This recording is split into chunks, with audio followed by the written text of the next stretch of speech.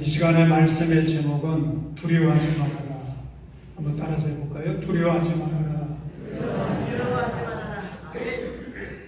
여러분, 우리가 예수 믿고 살면서 받는 축복이 많이 있지만 그 중에 하나가 두려움으로부터 해방되는 것입니다.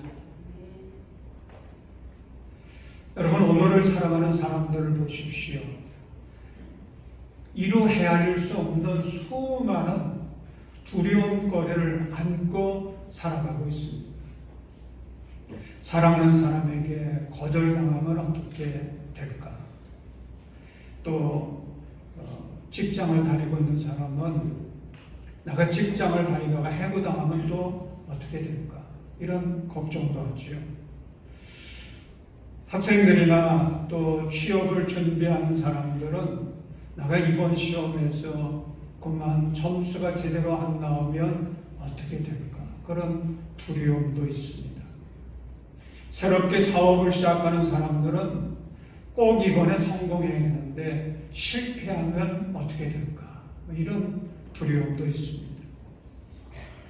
내가 속해 있는 공동체, 가정이나 직장이나 또 학교에서 인정받지 못하면 어떻게 될까? 이런 두려움도 있습니다.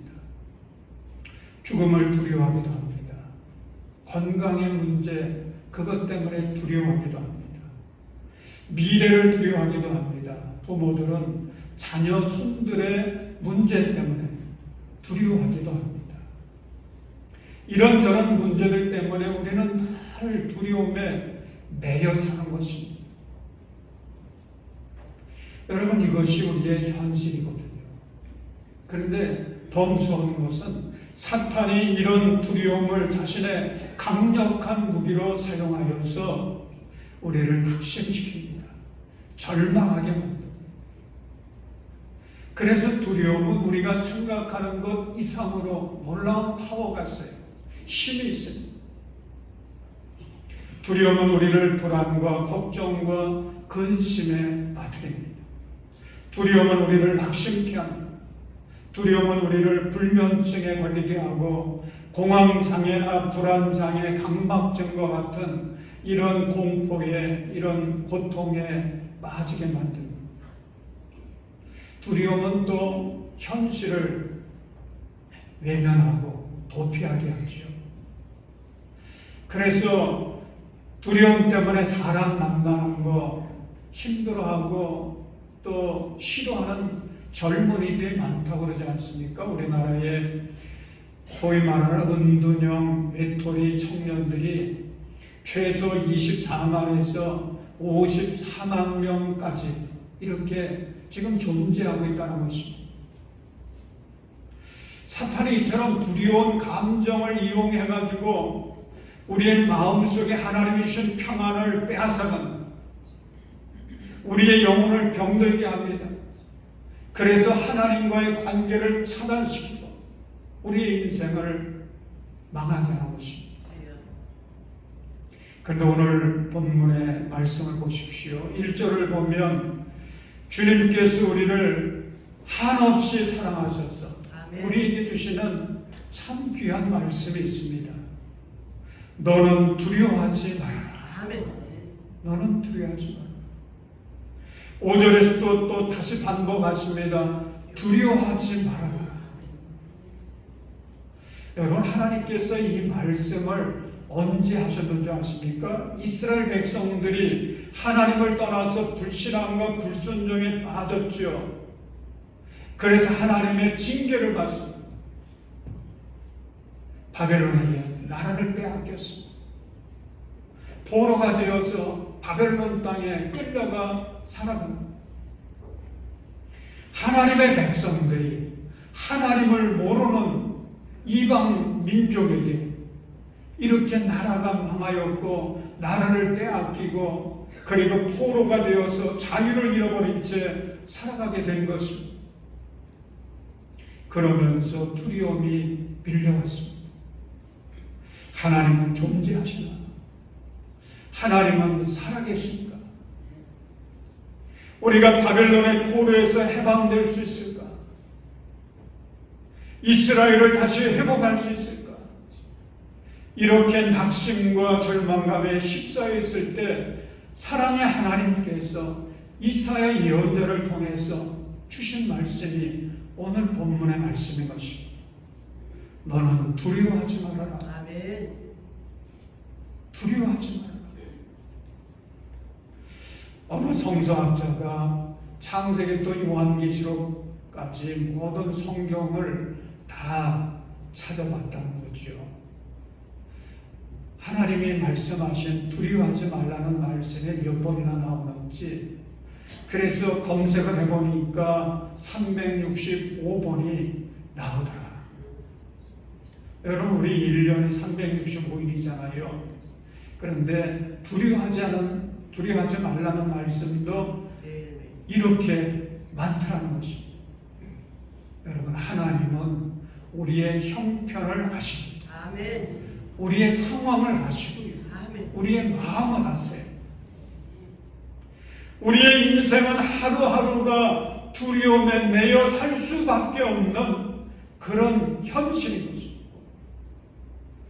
그럼에도 불구하고 우리 하나님의 뜻은 우리가 어떤 상황에 있을지라도 두려워하지 않으며 사는 것, 그것을 주님은 원하시고 계신 겁니다. 아멘.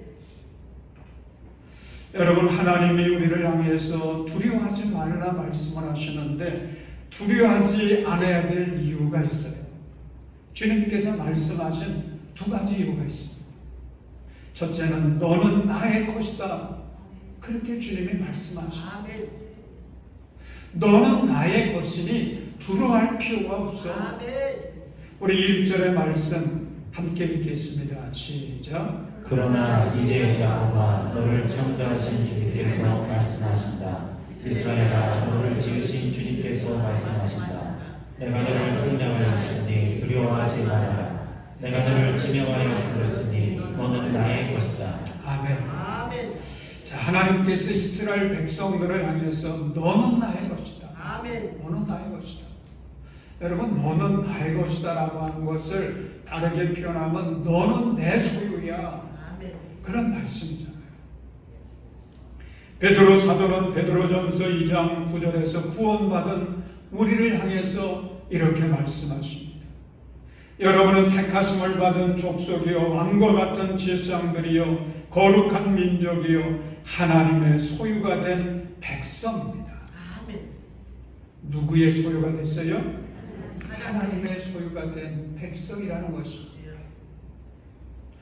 사랑하는 여러분, 이 시간 하나님께서 저와 여러분들을 향해서도 말씀하십니다. 너는 나의 것이다. 아멘. 너는 나의 것이다. 너는 나의 소유야. 여러분, 이 말은요, 내가 너를 확실하게 책임지고 내가 너를 지키고 너를 인도하겠다는 말씀. 아멘. 여러분, 너는 나의 것이다. 이것은 사랑의 최고 표현입니다. 저는 이 말씀을 묵상하면서 이런 생각을 해봤습니다. 내가 이 말씀을 일찍 깨달았다면 이걸 우리 집사람한테 청원할 때 이 고백을 했으면 얼마나 좋았을까.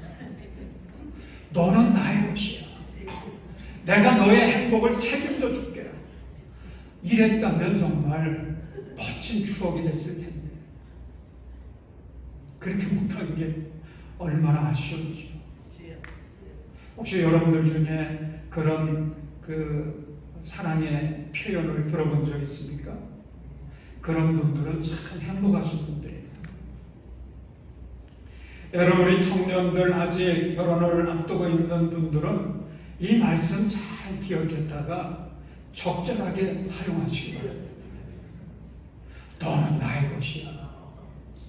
너의 행복 내가 책임져 줄게. 얼마나 아름답겠어요. 주님께서 지금 우리에게 그 사랑을 고백하고 있는 거거든요. 너는 나의 것이야. 너는 나의 소유야. 내가 너의 행복 책임져 줄 거야. 내가 너와 늘 함께 하면서 행복의 길로 생명의 길로 인도해 줄 거야. 아멘. 그러니 두려워하지 마. 말씀합니다. 사랑하는 여러분, 세상의 사람들 보면요, 자기 것에 대한 애착이 얼마나 많습니까? 내 것이라고 그러면 작은 것도요, 얼마나 소중히 여기는지. 소중히 여기요.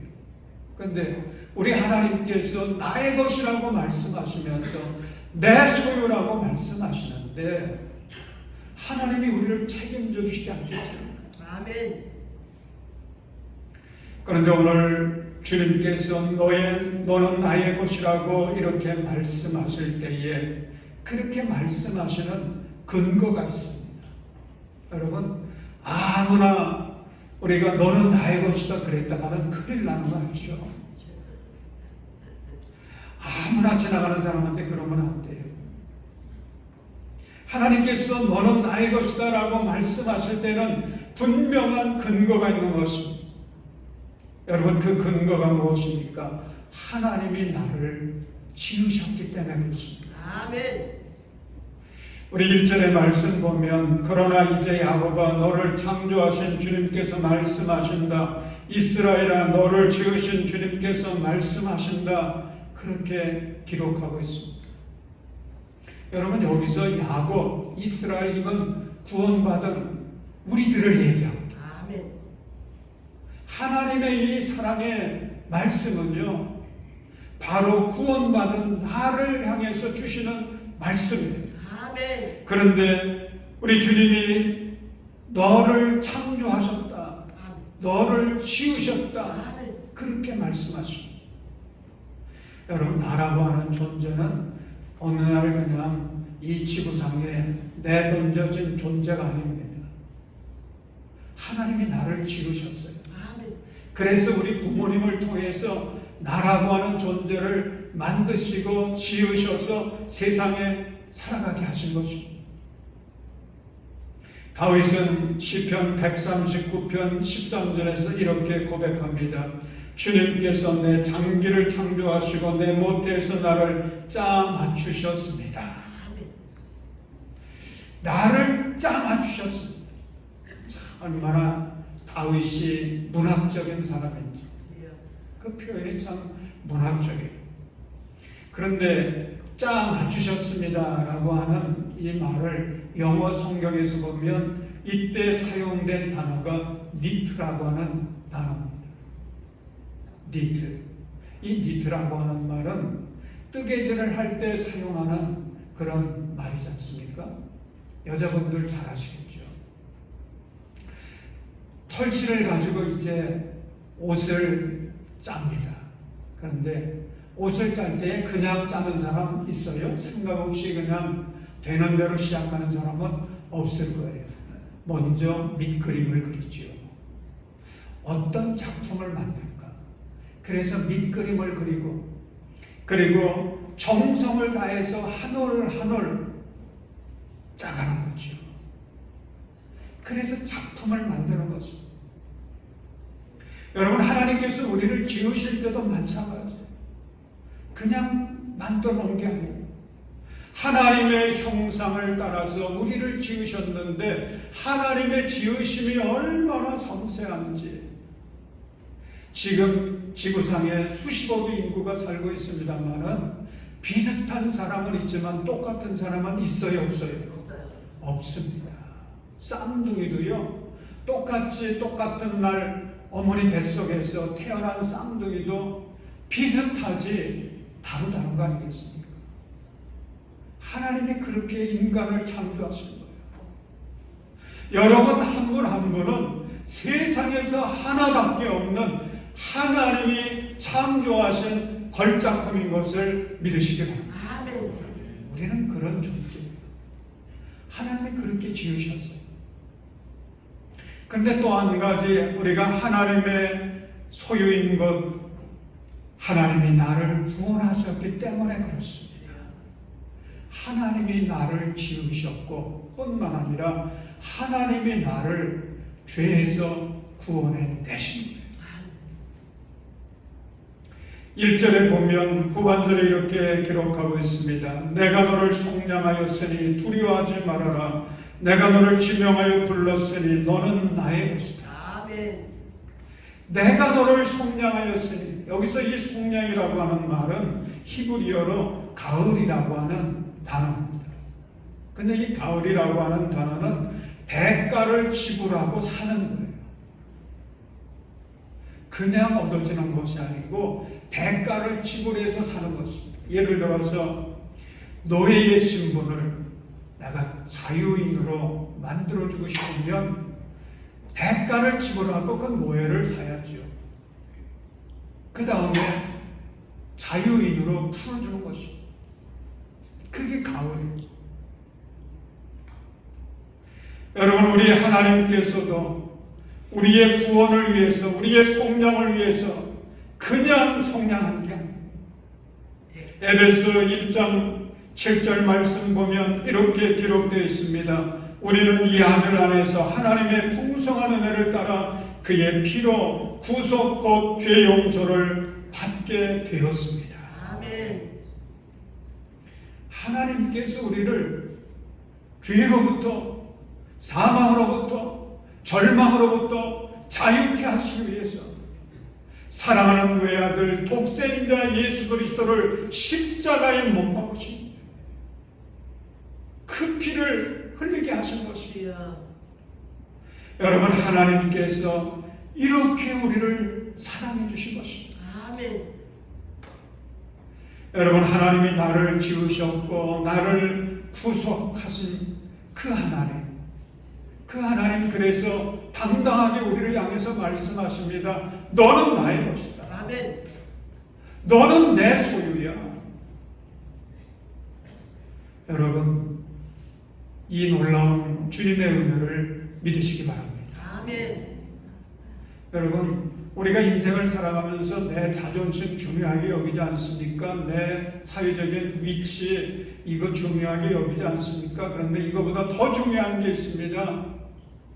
주님이 나를 지으셨고 주님이 나를 속량시키시기 위해서 독생자 예수 그리스도의 피까지 십자가에서 흘리게 하셨다고 합니다.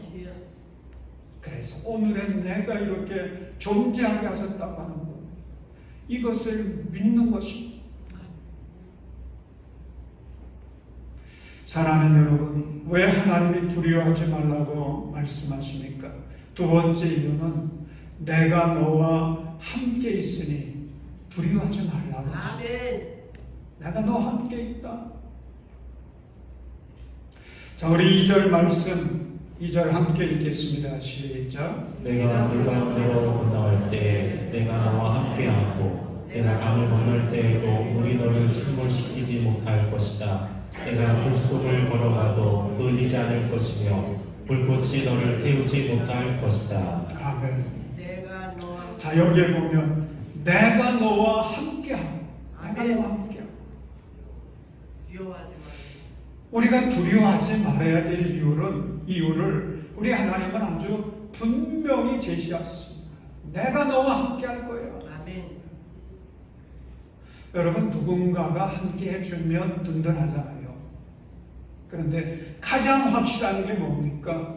이 천지 만물을 지으신 하나님, 이 우주 만물의 모든 역사를 주관하시는 전능하신 하나님, 그분이 나와 함께 하신다면 그보다 더 확실한 게 어디 있겠습니까? 아멘. 성경을 보면 두려워하지 말라고 하는 말씀이 있는데 그 두려워하지 말라는 말씀이 있을 때마다 이어지는 말씀이 내가 너와 함께 하겠다. 아멘. 그런 말씀과 이어지거든요. 여러분, 인간은 사탄을 이길 수가 없습니다. 사탄을 이길 수가 없어요. 사탄의 힘 가지고는, 인간의 힘 가지고는 사탄을 이길 수 없어요. 이걸 우리는 분명히 알아야 됩니다. 그런데 우리가 하나님의 능력을 공급받고 하나님이 우리와 함께 하시면 우리는 사탄을 넉넉히 이기게 될 줄로 믿습니다. 아멘. 그때 우리는 승리하는 거예요. 하나님이 함께 하시기만 하면 어떤 문제가 닥쳐온다고 할지라도 사탄이 그 문제를 이용해서 우리를 향하여 엄습해 온다고 할지라도 우리는 물리칠 수 있는 것입니다. 아멘. 승리하는 것입니다. 주님은 말씀하십니다. 내가 너와 함께하리. 아멘. 그러니 두려워하지 말아라.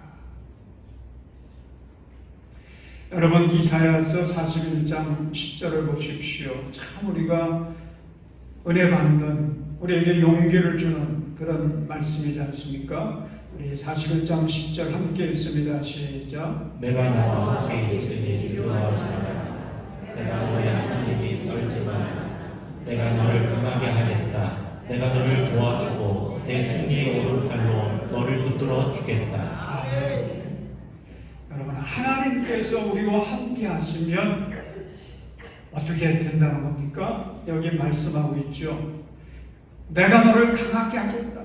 강하게 하겠다. 아멘. 먼저 우리의 정서를, 우리의 심리적인 상태를 힘있게 하겠다. 흔들리지 않게 하겠다. 강하게 해주겠다. 아멘. 그런 말씀이죠. 또 주님이 함께 하시면 어떤 역사가 일어납니까? 내가 너를 도와주고 그랬어요. 하나님이 우리를 도와주시면 여러분 염려할 일이 없잖아요. 아멘. 두려움에 매일 필요가 없습니다. 내가 너를 도와주리라. 이 도와주리라고 하는 단어의 원형이 아자르인데 이 아자르라고 하는 말은 문자적으로 보면 위험에 처해 있는 어떤 대상을 보호하여 주기 위해서 감싸준다. 이런 의미가 있어요. 감싸주는 것입니다. 안아주는 것. 완전히 품어주는 것입니다. 아멘.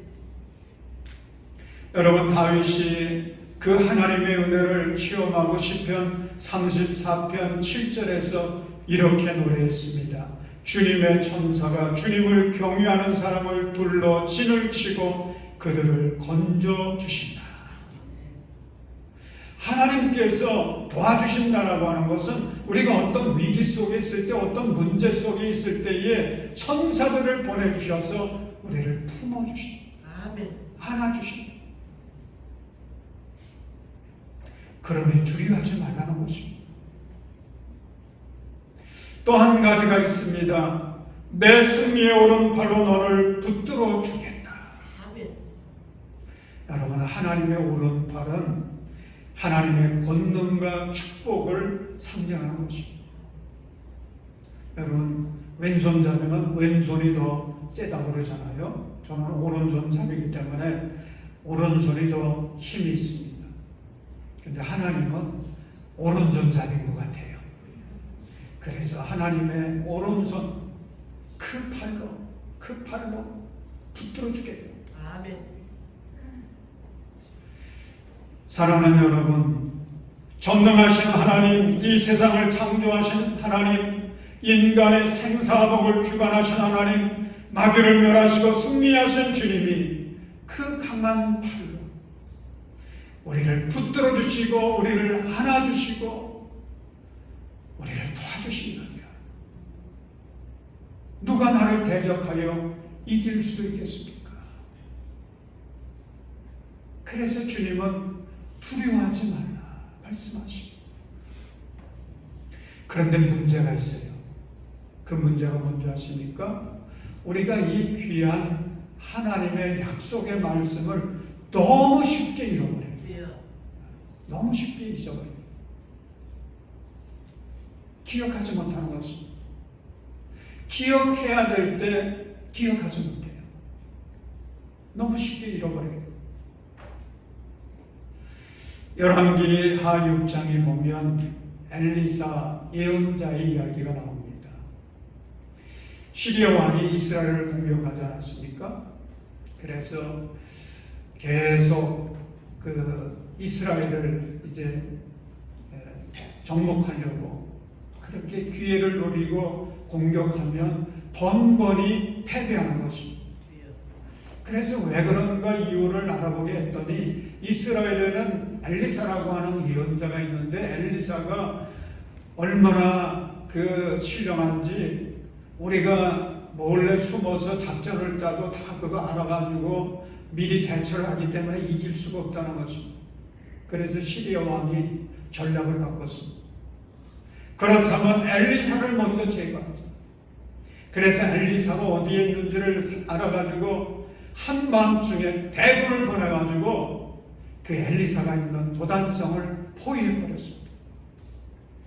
다음날 아침이 되었습니다. 이 엘리사의 시종이 눈을 뜨고서는 그 광경을 보고는 두려움에 휩싸였습니다. 너무 놀라는 거예요. 그래서 엘리사에게 달려가가지고 이 사실을 알렸습니다. 큰일 났습니다. 지금 우리가 시리아 군사에게 이렇게 포위가 됐습니다. 위기에 빠졌습니다. 그랬더니 엘리사가 그때 침착하게 그 시종을 향해서 이야기합니다. 두려워하지 말아라. 그때도 두려워하지 말라. 그렇게 이야기하면서 이 엘리사가 한 얘기가 있습니다. 그들의 편에 있는 사람보다는 우리 편에 있는 사람들이 더 많다. 아멘. 시종은 그걸 못 봤거든요. 그래서 엘리사가 그 시종을 위해서 눈이 열려지기를 위해서 기도했습니다. 그랬더니 그 시종의 눈이 열려져서 보니까 하나님께서 보내신 불말과 불병거의 그 천사들의 군대들이 그들을 돌보고 계시는 거, 지켜주고 계시는 거, 포위하고 계시는 거, 그 장면을 보게 됩니다. 여러분, 지금 여러분의 형편이 어떤 상황이십니까? 이스라엘 백성들처럼 불안하고 캄캄한 상황에 있지는 않으십시오. 두려움 때문에 숨쉬기도 힘든 그런 상황 속에 있지는 않으십시오. 여러분, 우리가 이렇게 두려움이 밀려올 때 어떻게 하겠습니까? 다윗은 시편 56편 3절에서 이렇게 고백합니다. 두려움이 온통 나를 휩싸는 날에도 나는 오히려 주님을 의지합니다. 아멘. 여러분, 이게 비결이에요. 두려움이 온통 나를 휩싸는 날에도 나는 오히려 주님을 의지합니다. 아멘. 여러분, 그렇습니다.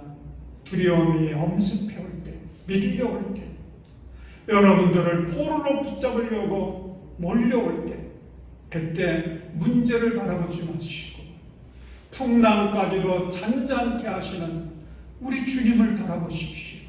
우리 하나님을 의지하십시오. 사랑하는 여러분, 우리 주님 말씀하십니다. 내가 너를 속량하였으니 두려워하지 말아라. 아멘. 두려워하지 말아라. 너는 나의 것이다. 세상이 다 너를 버린다고 할지라도 나는 세상 끝날까지 너와 함께 할 거다. 아멘. 내가 너를 보배롭고 존귀하게 여기노라. 너를 사랑하노라. 두려워하지 말아라. 아멘. 주님께 주시는 이 귀한 말씀 붙들고 믿음으로 승리하며 나아가시기를 주님의 이름으로 축원합니다. 아멘. 사랑의 하나님, 모진 풍파가 불어오는 광야 같은 인생을 살아가면서 주여. 하나님, 그때마다 주님 바라보지 못하고 주님 말씀 붙들지 못하고 흔들리고 넘어졌었던 우리의 믿음을 뒤돌아보며 하나님께 회개합니다. 주님, 긍휼히 여겨 주옵소서. 아멘. 언제나 우리의 시선이 변치 않는 사랑으로 함께 하시고 돌보아 주시는 주님만 바라보게 하여 주옵소서. 아멘. 주님의 말씀 붙들고 모든 두려움을 이기며 하나님의 영광을 드러낼 수 있도록 한량없는 은혜 내리어 주시옵소서. 아멘. 우리 주 예수 그리스도의 이름으로 기도합니다.